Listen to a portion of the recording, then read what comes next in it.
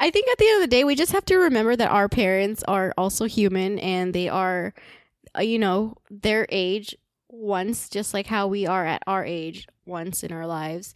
And it's their first time being in their 30s, 40s, 50s, like parenting us at our certain age at that time in their life, like.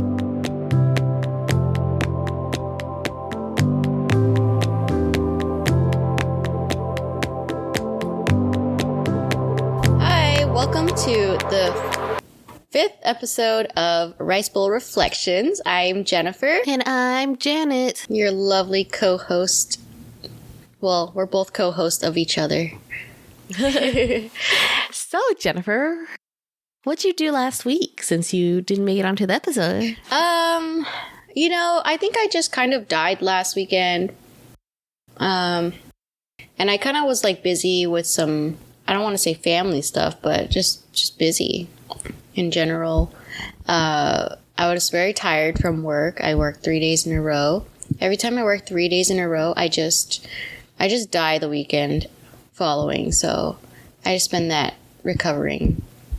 Well, I hope you're feeling recovered. I also saw you bought yourself a nice calf massager.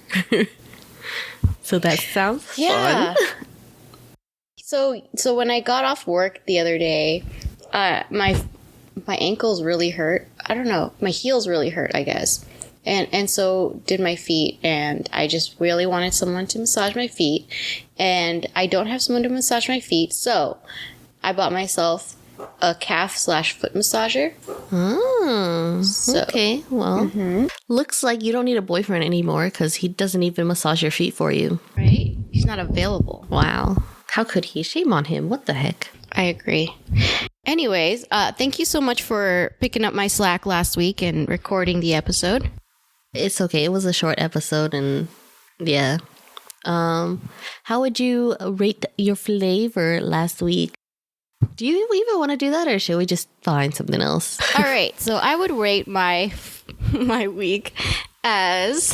It's just like a flavor of the week. Probably bitter. I would say my week has been bitter. Only because of my neighbor coming over and telling me that my dog is aggressive when her dog was just as responsible.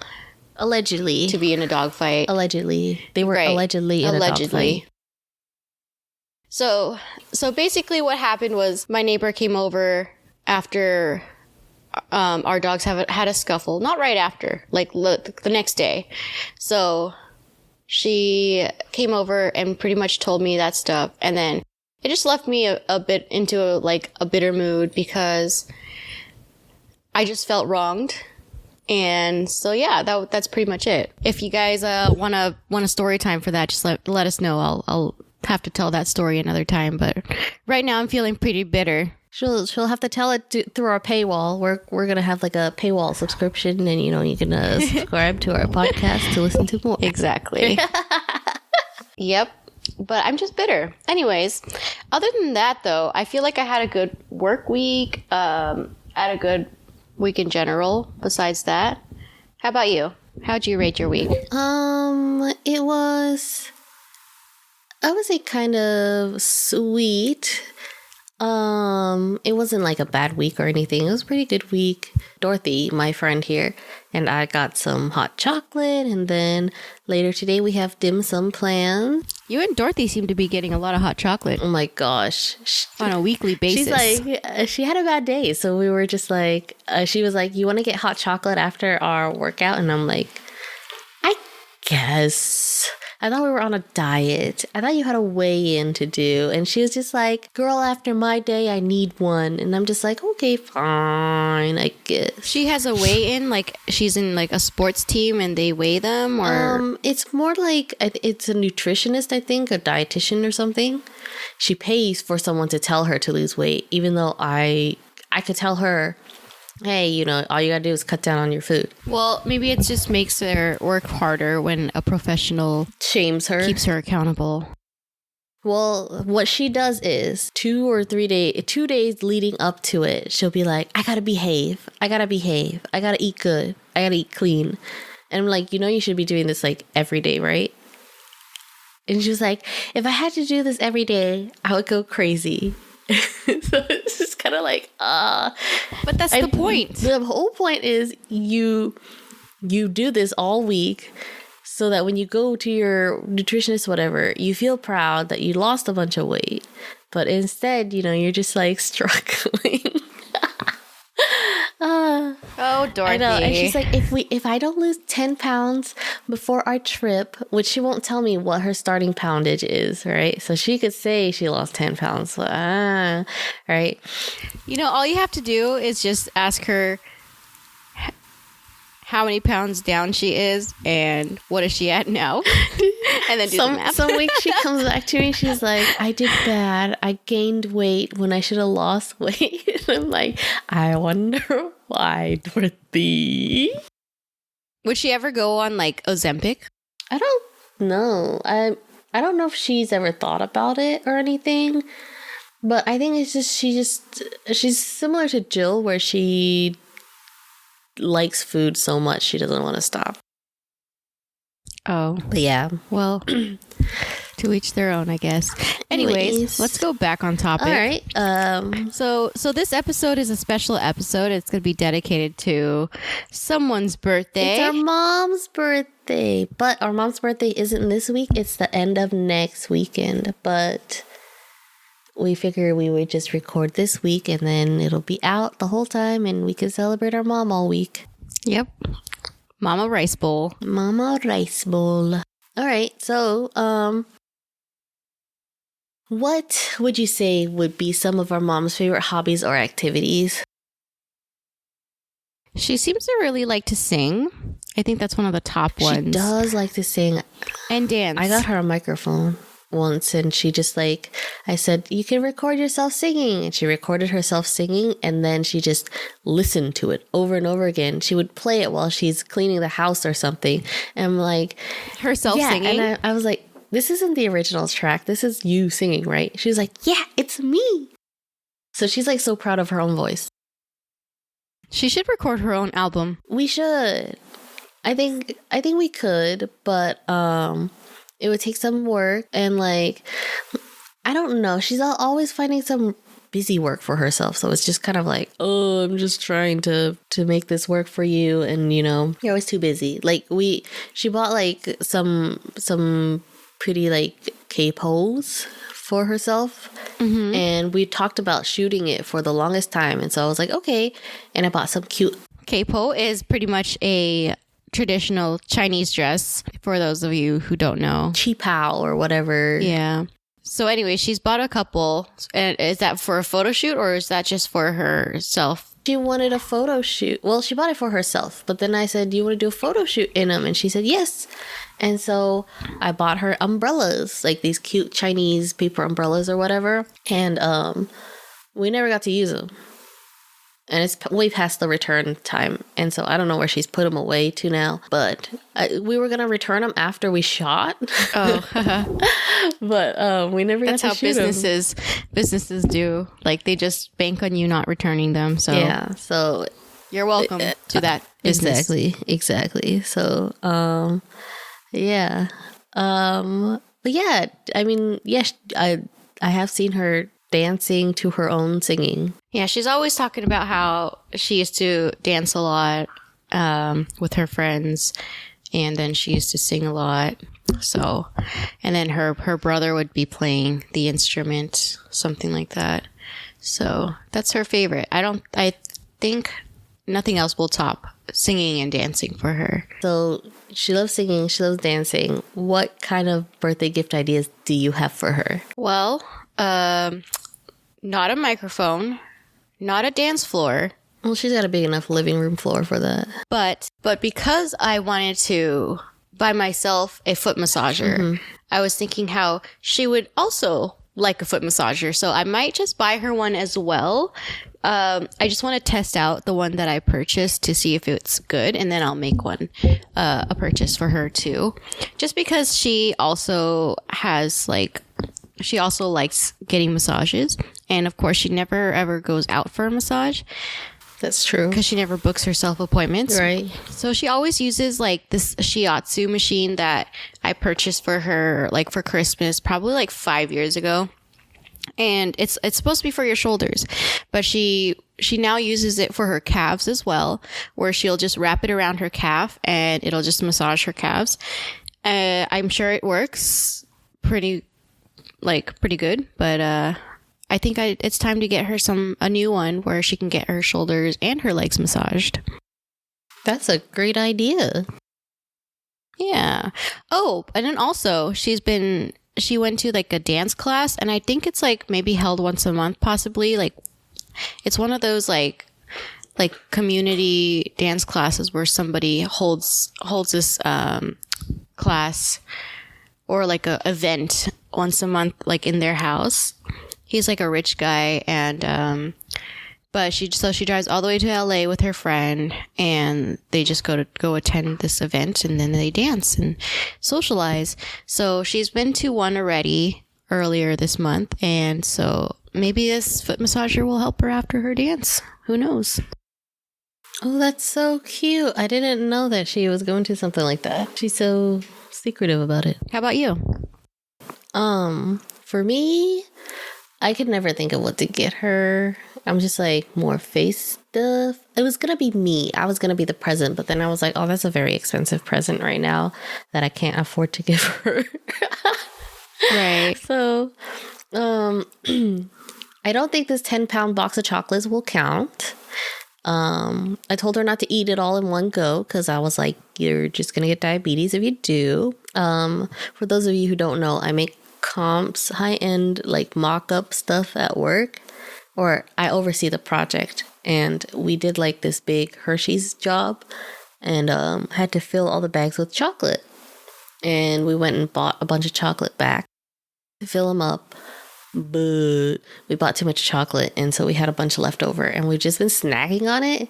So like we had like Oreo, like a bag of Oreo Hershey's that we were just like just like snacking on that. Yum. And then my boss has been snacking on paydays, and we've like opened up I think we ate all the Kit Kats, or I'm not sure if they're gone or we gave them away or something, but yeah, there were Kit Kats and Hershey's with almonds in it, and I was like, yep, Mom loves Hershey's with almonds. And also I tried a payday for the first time, and it was like it got peanuts on it. So I was like, Mom would love this.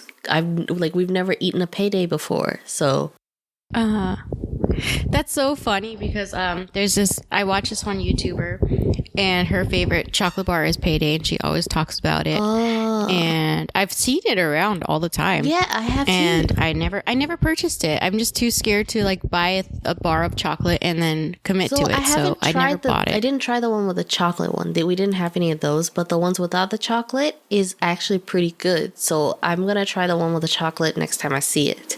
But I think Mom would really like it because it's like, I would say it wasn't, you could tell it was kind of sweet, but like it wasn't like overly sweet. And it was like not bad then. Right. So, right. She might like that. You can get her like a little care box, like some masks maybe. Ooh, and like paydays. I already sent her a box of chocolate, so I don't know. Her next care package might. Maybe for Mother's Day. Ooh, but that's in like May.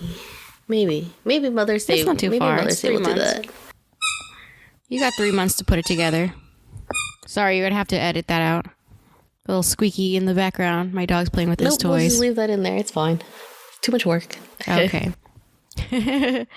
So, any past gifts that stood out or particular special meaning for her that you've noticed? Nah, I mean, other than like the microphone, which I feel like she kind of really liked, but then it's like she also doesn't sing in a very sound-treated environment. So I told her to use her closet as a sound booth. I think that's the only gift I remember like really giving her that she liked. Oh, okay. I can see that. Yeah. Or like, I know a few times I went to Le Croissant d'Or or something, that French Vietnamese bakery on Bolsa. I would buy her like a bag of those almond cookies, and she would just like annihilate that bag. Ooh. Yeah, you can't go wrong with anything from there because everything's so good in that bakery. Yeah. Cafe. I think she really likes those crackers though, because like I will usually get 2 bags, one for me, one for her. Yeah. I remember when we were little, she would get kind of salty that like she would have been like, I just bought this and it's gone. I remember that when we were little and she would complain about that. And now I totally understand like what she means by that, because like when you buy a snack, you kind of want that to like last, but then like you're not the one eating the whole thing. You're like, all your kids are, and then you're like, oh my god, it's all gone. And you're the adult. I didn't even get to eat much. And you're the adult. You have to sacrifice to make your kids happy. Even though I swear she could have just bought it for herself and we wouldn't even have known, because like she bought it. Exactly. Just hide it. But yeah, but she's very for the family, and she's never really had like those thoughts. She's never been like the type of person to like buy a snack and hide it and keep it for herself. So that we know of. Yeah. Oh, that's true. We don't know about the stuff that she's actually hidden. Yeah. Not that she has. Not that we suspect that she has, but you know. Yeah, she's very for the people. Like, do you know of in what ways that you feel that mom has influenced your life and kind of shaped who you are today? I mean, I'm sure in many, many ways she has. I can't think of anything in particular 100%. I would say maybe like how she's how she scolded us, like how she is as a parent has kind of affected me as a dog parent now. I feel like the way I parent my dogs is kind of the same way she parented us. In Russian or Chinglish? No, like not like using language. I'm just saying like the parenting style. Oh, like, you know, like not coddling your baby. Exactly. I think I get that from her. And then I'm sure like, so I don't know if like you ever see yourself in recordings or like video recordings or like from what other people record of you, but I have so many mannerisms that are from her. And like a lot of people have told me that before, like, oh my God, you like act a lot like your mom, like the way you move or the way you like smile is a lot like your mom. So I mean, and I see it a lot too whenever I see like recordings of myself and I'm like, oh wow, I completely see that. I don't think I do that though. I think I don't spend enough time with her. You spend a lot of time with her when you were there. Yeah, I did spend a lot of time with her. I felt bad that, you know, she didn't really have many friends, so I felt bad too, but then at the same time, I feel worse when I yell at her not yell at her, but like scold her for being annoying. Right. I think like that's how a lot of people feel being around their moms. Mm-hmm. They just like, maybe they haven't really said it, but a lot of people are like, yeah, I feel the same way about my mom. It's better to love them from afar. Uh-huh. And it just, that saying is just coming more true and true as the years go by. And I think like us living so far away from her these past couple years has made us gotten used to not having her around 24/7. So then when we are around her 24/7, when we're back home visiting, it just like seems overwhelming because there's so much of her at the same time. Right. I wonder if it's a trauma thing that we have to go through or like we have to go work through, or if it's something she has to work on, like a communication skill for herself. I think maybe both. Like, I feel like both of us have to be receptive of each other, and like let's just say we tell our mom like, hey, like maybe we tell our mom what it is that frustrates us, but then she also has to work on being receptive to what we're expressing and not be defensive about it and be like, you know, and not say like, oh, that's not me, you know, and not like, and just like put it back on you and say like, that's you feeling that way, I didn't make you feel that way, or something, you know, like, or instead of her saying you're being defensive and not like owning up to her own her own like contribution of us feeling, angry around her. That is true. I think there's a lot of that. I read somewhere that it's kind of like a childhood thing. So like back then when your mom has like made you feel kind of like defensive or like not like a victim, but like they made you feel like you had to protect yourself. It's like a protective mechanism in yourself. So every time you pick up on her being like almost like not attacking, but like she kind of does this thing where she'll make you the bad guy or like make you the person at fault. Oh. And then you like become defensive, right? And so naturally that becomes you being defensive. And so every time you're around her, you kind of get that fight or flight response in yourself, and it just kind of comes out. So then you become angry. So it's like would you say that that's similar to like almost like a narcissistic, where you're just trying to make someone else the victim, or you're the victim and someone else the bad guy the whole time?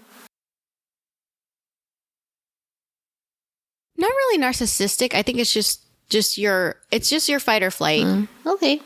But definitely have to like talk through the problems and then try to change each other. Like each other will have to change their own selves and be better to make your relationship better. But I don't know if that'll ever be accomplished just because it's been like that for a long time. Right. Yeah.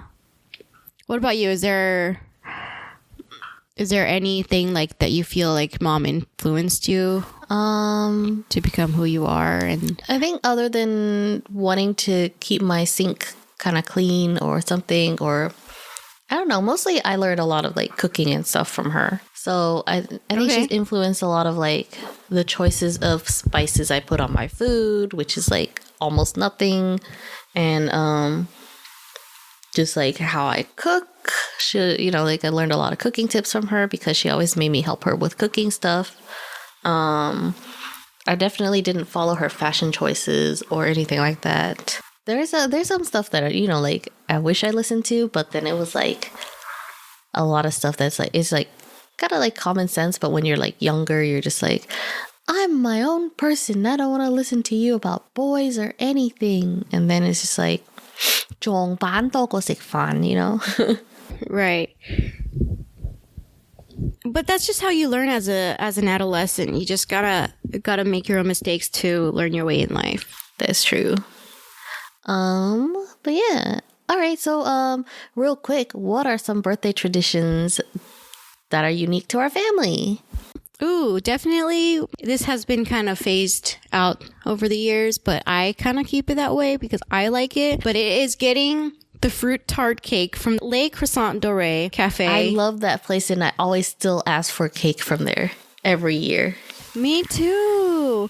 But actually, maybe they don't make it as good anymore because these past couple years, we've also dabbled into getting this. It's like a very similar fruit cake, but with a sponge cake inside of it. Oh, like yes, as a layer. Yes. So we've kind of stepped away from the tradition because the way that this cafe makes it is a little different. The quality is not the quality, but like I feel like their crust is not as thick and crispy as it used to be. So we've kind of started getting the same cake in a different font from a different place, but it's kind of still the same tradition. Yeah, it's a fruit tart. The fruit tart cake. So like usually we'll do because usually we'll all go to school or go to work or something, and then so it'll be like after we'll all have dinner, and then after dinner we'll go back home and we'll pretend that no one picked up the cake. Yeah, we'll be like, oh man, did somebody pick up the cake? Oh no, I think we forgot the cake. Oh well, and we'll go home.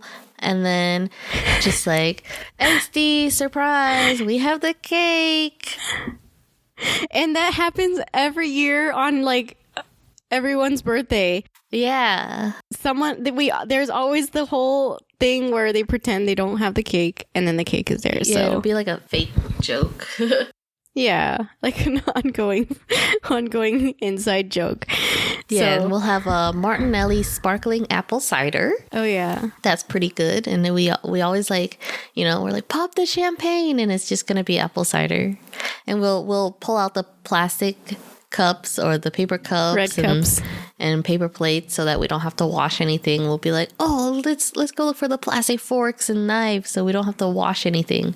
And yeah, another tradition we have is when we take photos with the cake, it's always our mom holding our hand. and we're pretending to slice the cake. Yeah, so we're like holding the knife and it's pretty much on the cake. We're like, it looks like we're about to do the first cut of the slice of cake, and our mom's holding our hand that's holding the knife, and then we always take a photo like that because that's always been like that. I know, that's so cute. And then and these are like kind of traditions that we've never really like made into traditions, but it just happens to be that way. We just kind of keep it, but it's not really like a made one, like it's like it's not spoken, I guess. Yeah. All right, so what is what is one thing you're incredibly grateful to mom for? What are you grateful about mom about? Probably besides her cooking, maybe like her, I don't know what I'm grateful for. I'm just kidding. I'm grateful for a lot of things, I guess. I just can't really put just on one thing that I'm specifically grateful for. Just many things, like her cooking, her not physically like abusing us, not abuse, but like she never spanked us, I think, growing up. So I feel like, because she let Papa be the bad guy. Yeah, so she was always like the parent that would scold but not hit. So she was just a mentally abusive woman. Yeah. I liked being able to feel like I can tell her anything and ask her for things, because like it was kind of scary asking Dad. But now that I think back, like I feel like it's also fine now that I'm older. I asked Dad for things, but like but when we were little, it was kind of scary because our dad would get angry all the time really fast, and so we were always scared to ask him for anything. But so I was just I'm just grateful to have Mom as somebody who I can turn to ask if I needed anything as a kid. Well, I'm incredibly grateful to her for teaching me how to cook, or forcing me how to cook. And then also grateful that every single time I'm in between jobs or boyfriends or something, I can always go back home.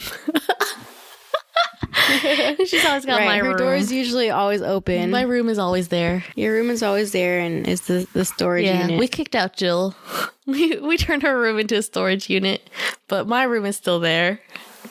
Your room is still there. We both still have beds there. Jill doesn't. Jill's been kicked out permanently.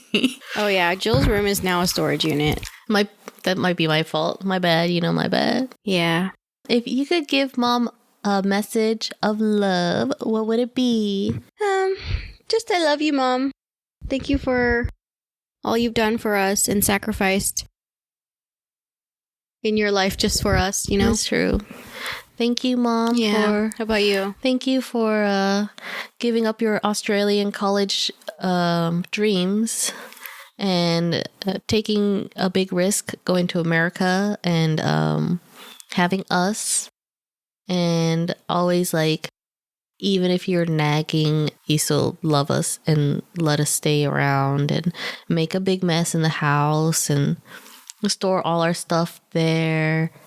Give you heart attacks every time we're about to, commit suicide over a guy or a girl.